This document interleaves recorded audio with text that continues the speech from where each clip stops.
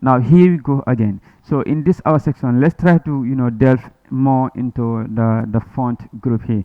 Okay, we've understood how we do change the font style, how we do change the font size, and also how we do align texts inside our document. And now this section, what I want to do is we want to see how am I going to change the color of the text, or also the color of the and also the color of the cells here. Now by default, each of these cells here are not colored by default, so you might change the color depending on whatsoever requirement you might want. So let's say now I want the entire row here, that is the entire cells here, to be colored in another manner. So all you might want to do is, let's say you just have to click and drag to the entire table we are creating here. Now there are two options for colors. This color here is for the cell, and the next is you targeting the font colors itself. So this is the the fill color, and fill color here we are specifically referring to as the cell colors here. So once I click on it, and now it happen to choose any of this color, so by default it will have to choose any color of my choice, depending on what I might want on maybe what I want to format or stuff like that. So depending on what you want, then you might want to change this to whatsoever you might want. So here, let's say I want the color to be kind of, let's kind of use okay, this dark one. Alright, so this is so fine, but now is it so welcoming for someone to read this? The answer is definitely no, because like it is not a good color combinations, like for you to combine dark blue and also black, like they are not very much good to be combined when it comes to the graphics and also stuff like that. So here what we may want to do now is to change the font color and the font color of each of them here. So our first targeting will be the column headings. So what I want to do now is to just that is to select the entire column heading, and in this now I want us to change the font color here. So I want it to be kind of, let's say this color here, that is the light blue color. Yeah, the light blue. Okay, let's say the blue color, in fact. So we may want to change to the light blue. It is very fine. So if I hit on the light blue, you will see to it that now it is at least now kind of readable and also good color combinations. Okay, let's say also we find it very difficult to read the data here we are seeing here. Right now it is in black. I want everything now to be in white. So all you may want to do now is just to hit on the font color, then go and choose the color white, and now at least it is kind of okay. But still now I want to create section that is separates the blocks we are having here. Now how can you do that? It is where we have the help of the border.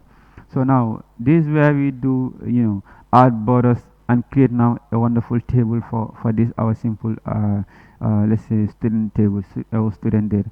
So now what I want to do is now to create a table. For this you can create a table in two ways. Either now you just try to let's say create table by going to format as table, and this will have to create wonderful tables for you, or maybe you just want borders instead of table. Then that one also is way like possible. So all you may want to do here to just auto generate that borders that will be that we're going to use in creating some blocks here. You can only do that by just highlighting the entire data, that is the entire table you want to create. Then go to where we have the option here, and now once you click on the drop down button, so you have series of options for borders. Okay, maybe you want the border to be let's say on the bottom, you want it to be for it not to have no border, you want it to be a right border, left border, top border. In fact, you want maybe the borders to be only outside or to be thicker.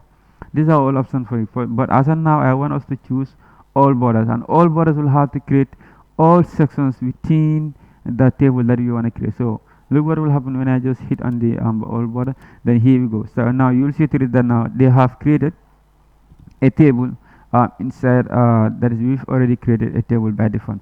Now the reason why you might want to do this is, so suppose you don't create the table and now you want to print this out.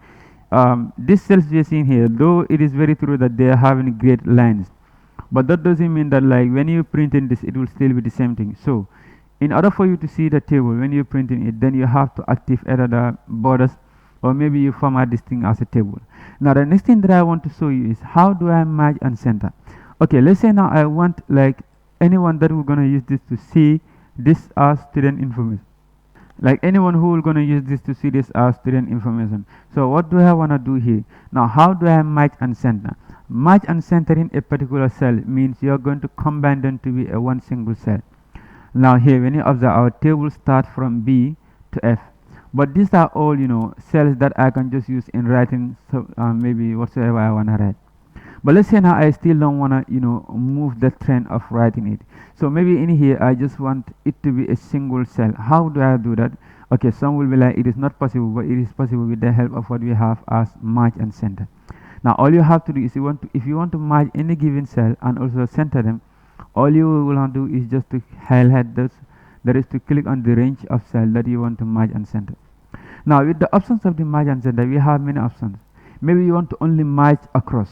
When you merge across, it will not center the text. So merging and centering means, okay, you want to merge the cell, but now you want the text that you're going to write to be to start from the center itself.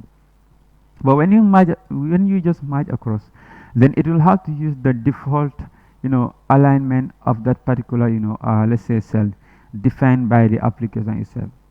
If you want to merge cell also, is the same thing. You can also try to unmerge it when you merge in the cell. That one also is very possible.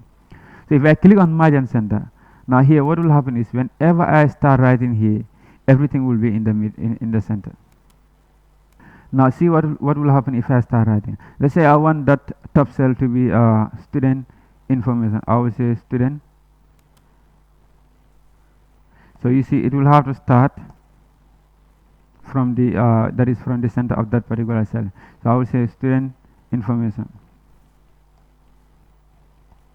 Alright, so here I want it to be more like much bigger, like I want to increase this number more. So right now it is from the center, but now it is not having an equal alignment from the top and also from the bottom. What can give us this let's say this formatting is with the help of what we have there, that is the middle alignment. Now what do I want to do here? I want to increase the font size. How do I do it? Go to where we have the font size ribbon. Then let's try to increase this to maybe let's have it to be, wow, okay, let's just reduce it to maybe 28. Alright, 28 is fine. Now in here I want it to have the same outline, that is the same alignment from the top and also from the bottom. Then just click on the cell. Now go to where we have the middle alignment, then click on the middle. Then it will have to align it equally from both top and also the bottom. Now I still want to change this styling of that particular cell. At first what you have to do is let's change the fill color to a light green, a light blue rather. So you just have to go to the bucket here, then try to select the light blue, then here we good to go. So or you might select the blue itself. Now I also want to change the font color to white. How do I change the font color to white? Still you already highlighted that particular cell. Just go to where we have the font color here, then hit on the drop down button, then try to choose the white.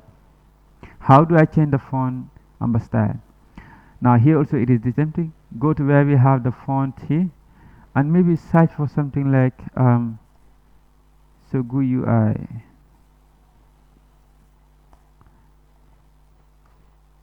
Alright, so here we go.